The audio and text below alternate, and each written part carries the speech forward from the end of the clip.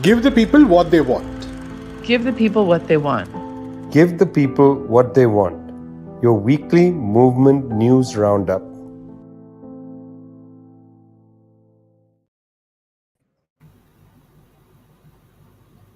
It's Give the People What They Want, brought to you from People's Dispatch. Today it's Prashant. I'm Vijay from Globetrotter. Last week I was in Nepal, almost underwater. It's monsoon in Nepal and I was stuck in a traffic jam, couldn't join. I'm back now in Santiago, Chile. Zoe's also here but not able to join us. So once again, it's 2 of 3 for 2 weeks. Show 141, edging up to the 150th show, Prashant. That's a big deal. In cricket, it's a big deal when you score a century. It's almost as big a deal when you're at 150. And good God, we're edging on to 200. Numbers, in France, in the Elysee Palace, they must be worried. It's like bowling pins falling. They lose, Guinea. They lose control in Burkina Faso. They lose control in Mali. We're going to come back to Niger in a second. They lose control in Niger and then suddenly leaving the Sahel, going south to Western Central Africa and Gabon, a coup, unsuspected. Although, Prashant, to be fair, we've been saying this is a contagion of coups. We don't know where it's going to end. Maybe next Chad, but none of us said Gabon. Absolutely. And in some senses, it seems almost, it seems a very likely candidate now that you look back. And that's one of the interesting things about these coups. Once these coups happen, it seems like, it was definitely bound to happen, or why didn't it even happen earlier? In this case, we have the Bongo family, which has been in power for 57 or 56 or 57 years, father and son, ruling with a considerable amount of support from the French.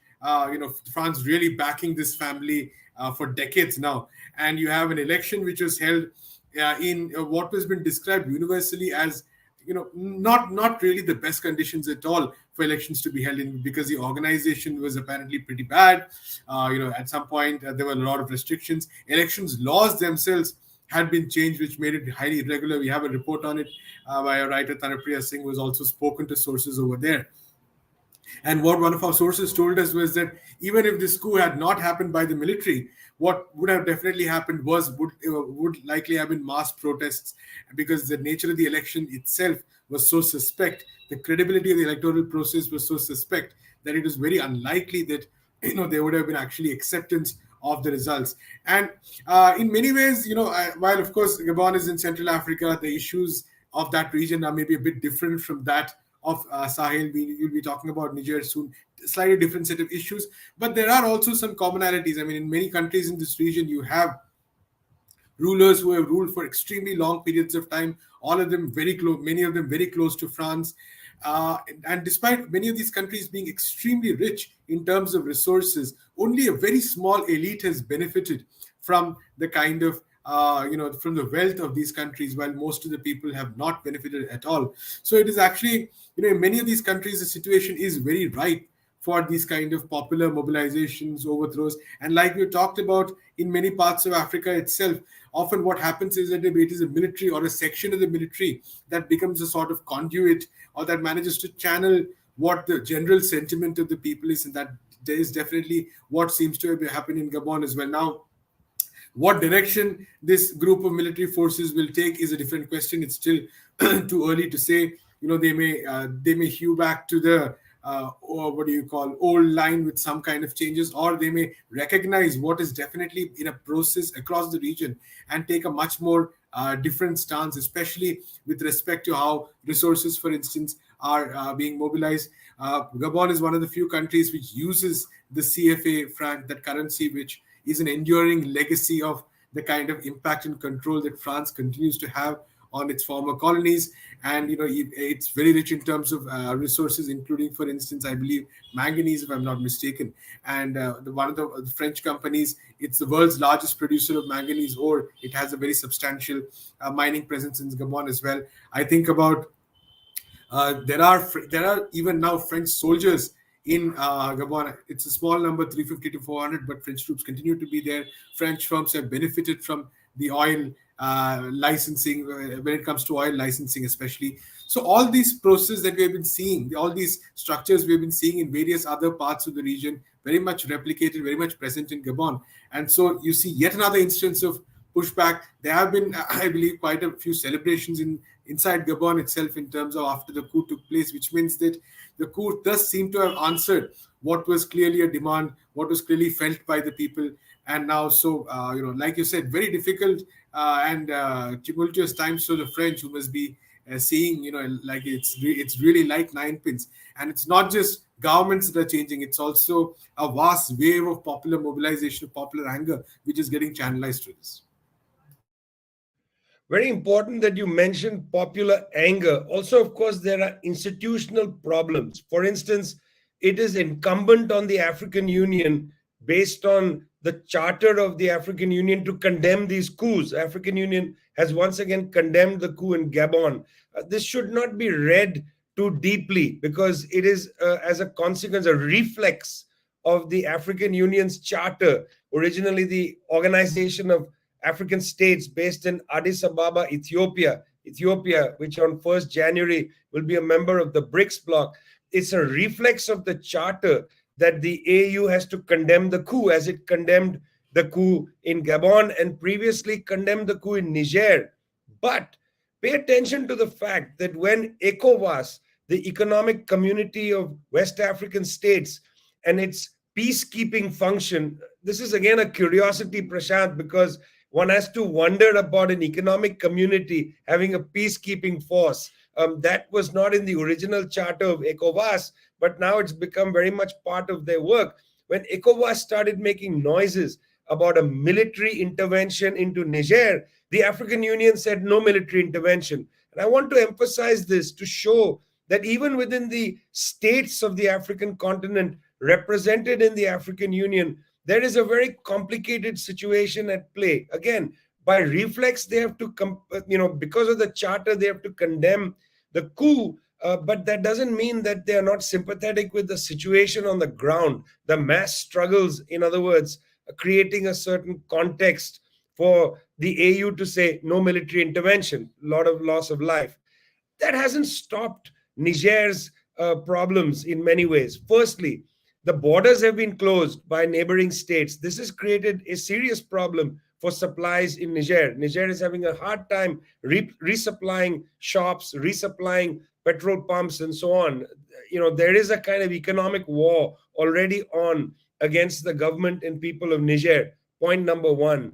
Point number two, and I think this bears some reflection, ECOWAS hasn't stopped talking about intervention. There was a story that ECOWAS says is now fake, reported by Agence France Presse, which said that ECOWAS had the commission, the commission of ECOWAS had produced a report written in French, in which they had said that there's going to be a 9-month transition program for Niger. Now, what that would mean is that effectively ECOWAS had come to terms with the coup and said that, okay, there's a coup and now 9-month transition plan. I read the report in Agence France Presse and thought, oh, that's interesting.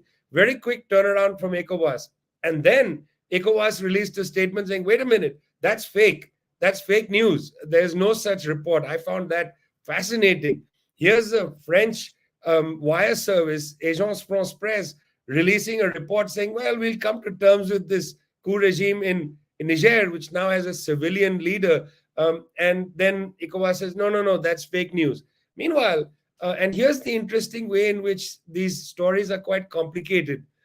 Meanwhile, Algeria is playing a very interesting role in the question of Niger's coup d'etat in particular, but also, of course, because of the border with Mali and the relations with Burkina Faso, this has an impact. Algeria's president was in Moscow talking about, effectively, didn't use the phrase, but US imperialism, talking about the role of the US dollar and de-dollarization and so on. The United States government was very annoyed, and they called in the Algerian foreign minister to a meeting with Blinken, where he was scolded and told, look, this is outrageous. You can't be talking like that. All right, fair enough. That's fine. And then there was a telephone call. US Assistant Secretary for African Affairs, Molly Fee, on the last day of August, had a phone call with Algerian Foreign Minister Attaf, where she basically said, the behavior of Algeria saying that they wouldn't allow their land to be used, or their airspace to be used for an intervention against Niger. Mr. Attaf had made this quite clear in some remarks earlier. All of this happening while, there is a sense that confusion, maybe, let me put it this way, and even my report sounds a little confusing, Prashant. That's because the realities are confusing. Here's ECOWAS saying we're going to have a transition, and then saying no, that was a fake report. Then the Algerians say you can't use our airspace, the Americans calling them in. Blinken and Molly McPhee quite upset with the Algerians for their behavior here. The Algerian leadership is meanwhile saying we are thinking about the change in the world scenario as the change in the BRICS takes place. We're not going to take instructions from Washington, D.C. ECOWAS military chiefs meet and say, well, maybe we should intervene. And then comes Abdul Fattah Musa, the Commissioner for Political Affairs, Peace and Security of the ECOWAS bloc, who says ECOWAS forces are ready to go at any time into Niger. Very confusing situation. No clarity on the ground. It looks to me, and if I can summarize this report, it looks to me, again, this comes with, as it were, stories that are moving at such a rapid pace, it's hard to digest what's going on. But if I could summarize, it looks like the West is continuing to be upset by the coup in Niger. That's true. The West wants to find a way to reverse this coup in Niger, but without inflaming popular opinion too much. And therefore, instead of trying to do some kind of quick overthrow in Niger, trying to build a continental support for the Western position, this is not happening. And it's not happening because governments like Algeria, governments like, in fact, not only Algeria, but I must say, even Nigeria, where there is doubt inside large sections of the elected body that are not keen on an intervention. They are also responding to mass pressure. Very important, therefore, what you said about Gabon, that there are popular protests, there is mass support for this. It's going to be difficult to turn it around, particularly given the fact that your coup leaders in Gabon, Prashant, have been out there investigating corruption, arresting members of the family of Mr. Bongo, whose family is governed forever. It seems a little bit like the Haiti story, which I know you're going to come back to, where Papa Doc and Baby Doc governed in Haiti from 1957 for decades, very much similar with the Bongo family in Gabon. You're listening to Give the People What They Want, brought to you from People's Dispatch. That's Prashant, and I'm Vijay from Globetrotter. We did a rather long section just now on the African continent, an area not covered with the kind of sincerity it requires, but so be it. Meanwhile, we're going to switch now to South Asia. Imran Khan, the great cricketer, one of my childhood heroes, the way he could move the ball in both directions, Prashant, entered politics, became prime minister, was overthrown, and now, God, what's going on in Pakistan? Right. It's interesting in the sense that a lot of what we're talking about with reference to Gabon and to at some extent Niger, some of the structural issues very much applicable in Pakistan as well. What we're seeing right now is definitely the Pakistani establishment, the country's political establishment facing a massive crisis. There's no other way of describing it. So on the one hand, you have Imran Khan, who was overthrown last year. Of course, that's a very interesting aspect. What was the role of the United States in that? In that overthrow is actually now a very open question because of a document that was released, which talked about a U.S. official giving implying basically that they would like that to happen. But more importantly, ever since Imran Khan was overthrown, and a government was formed comprising the traditional parties of Pakistan and very clearly backed by the military establishment as well, which plays a huge role in Pakistan's politics. There's been this continuous attempt to foist cases on him. I believe he's accused in 150 cases right now. So, ranging from all kinds of issues. So one of the major ones was something to do with corruption, regarding the sale of gifts from the state treasury, what is called the Tosha Khana case. I believe it's around $500,000. It's a corruption case of around that amount of money. And Imran Khan was recently sentenced to that in that case, and he was he was taken into arrest. But then a higher court basically suspended that sentence. But then again, Imran Khan but nonetheless, he was forced to remain in jail because of this case regarding this cipher we talked about, this document. And now there is a case against him that this was a secret document which he played a role in leaking. So what is happening right now is a very clear legal battle between Imran Khan on one hand and basically the entire establishment on the other. And this is, of course, not the beginning of it. We saw that in May, he was arrested. There was a massive nationwide uprising which took place. He was released after that. But after that, what has happened is that the Pakistani establishment has gone after Imran Khan's party with a vengeance.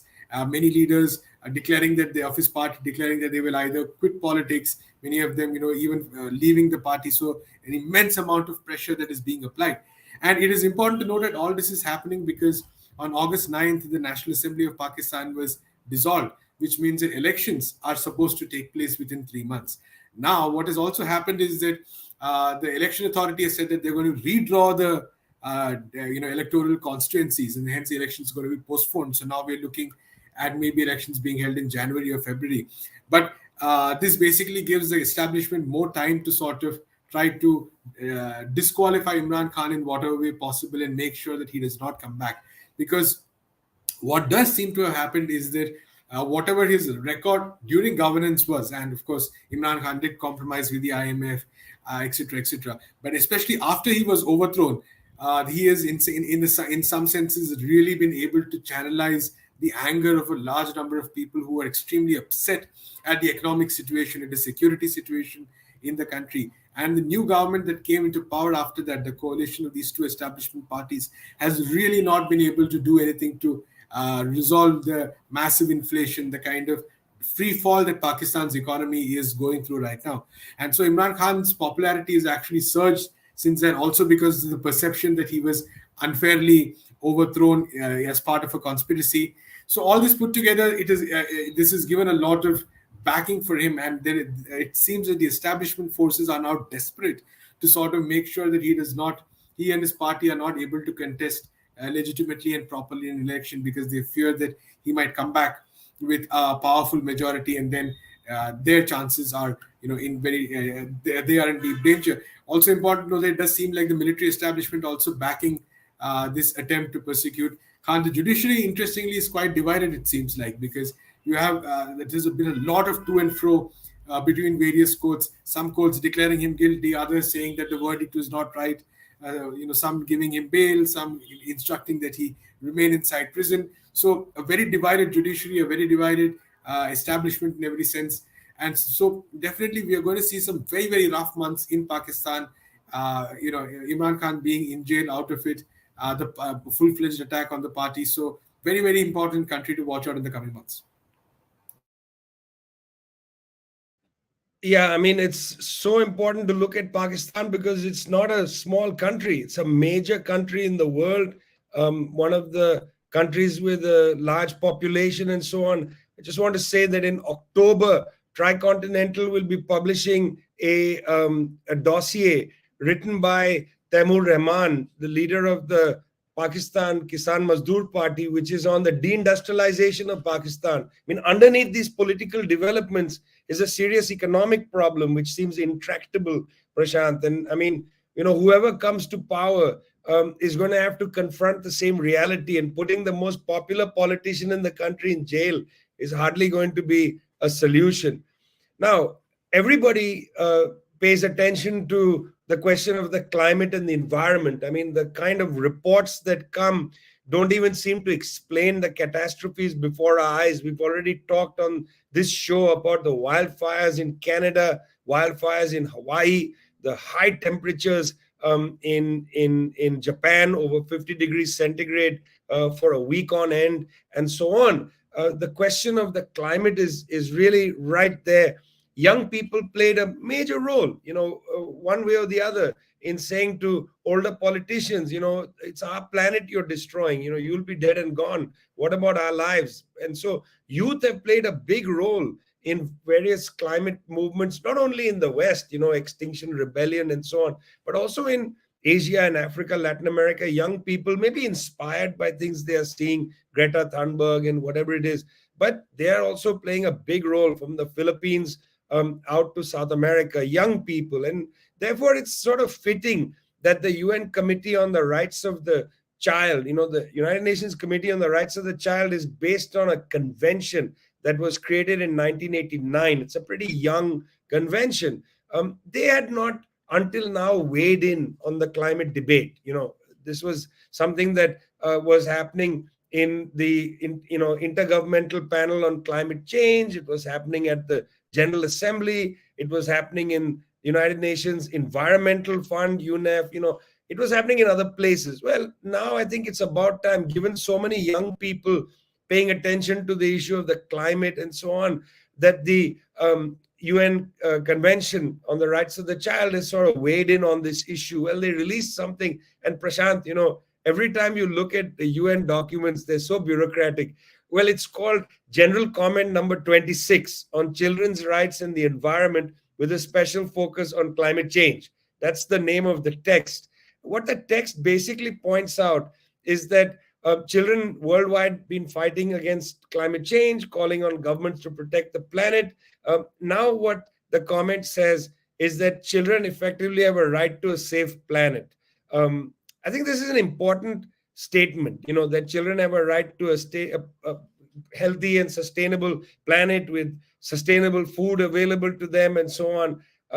In my opinion, this is one of those interesting UN documents, which I hope, having been inspired by children's activism, is now going to inspire more young people to get involved, to demand, for instance, that they have a role to play. I mean, the fact is that the children are least responsible for the climate crisis. Calculations that the UN has summarized show that every year 1.7 million children under the age of 5 lose their lives due to environmental damage. That's a pretty large number, Prashant. 1.7 million a year of children under 5 losing lives because of environmental degradation, environmental damage, and so on. That's a pretty important fact that they've lifted up. The last point about this document that I found very interesting, we talk a lot about trying to listen to the views of children and so on. It's something that one says, we must involve more voices of the affected parties, children. Well, what the UN did for this report is that it created a global advisory board of experts and a team of 12 child advisors aged between 11 and 17. So a team of 12 children between the age of 11 and 17 worked to support the work of this committee. I find this very interesting. There's a young woman, her name is Aniva, 17-year-old climate activist from the Pacific Islands. Okay. When this document was being released, Aniva made a comment, and I want to read out this comment. To me, the general comment means worldwide change that is necessary as we move forward in fighting environmental issues and taking global action in protecting our planet for our generation and the generations to come. It gives children a stronger basis in international law to enforce our rights to a healthy environment. Globally, we are seeing more action for people to protect the environment through human rights, and through this general comment, this will form an important part. I thought that was a really impressive statement made by a 17-year-old. Let's not underestimate young people. 1.7 children under the age of 5 killed because of environmental damage last year. Their rights are now established and enshrined through General Comment number 26. I hope more young people read General Comment number 26. I hope that is circulated and inspires more young people to get involved. Talking about environmental damage or degradation, Prashant, traveling to Haiti has been one of those things where you go in and you see the levels of deforestation and the impact this has had on Haiti's agricultural sector and so on. It plays a cascading role with all of Haiti's other problems. I think it's important we close out this section with your report on Haiti. Right, Vijay. Quite a few developments actually. The most recent one, a very shocking one. I believe 20 people were killed by gang members, people marching, people who were part of a congregation who were marching towards the headquarters of a gang in protest against, or the region dominated by a gang in protest against the violence that this gang was taking place. This gang called which calls itself the Taliban of Canaan, or however you pronounce it, it's quite a strange name itself. But in fact, one of those many gangs which basically have largely taken over large parts of the capital, Port-au-Prince, and even many other parts of the country. And we've been hearing a lot about gang violence in Haiti for many years right now. And 2 years ago, in fact, I believe they had taken over large parts of the port. Fuel supplies were affected, for instance. And what is the response often from many countries in the world, especially the United States and its allies, has been that we need to send some kind of a multinational force to Haiti to somehow suppress their violence from the gangs and restore security.